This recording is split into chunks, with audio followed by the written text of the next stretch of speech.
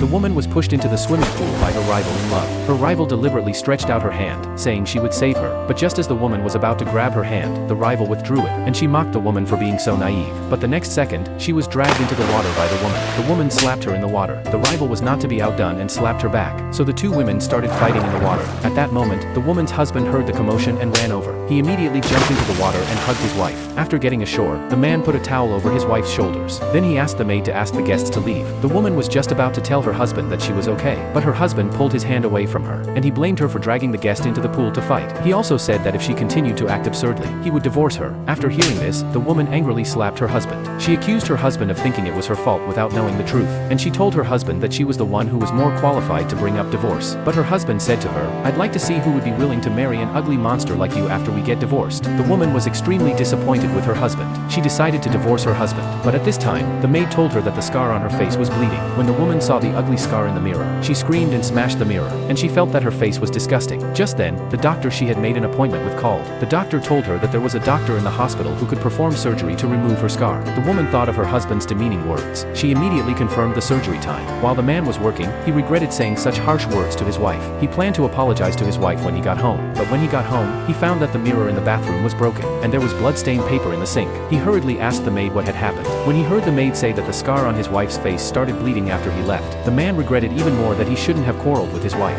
At this time, the woman had already had the surgery. The ugly scar on her face was finally removed. She called her husband. She informed him that she would go to see him tomorrow to get a divorce.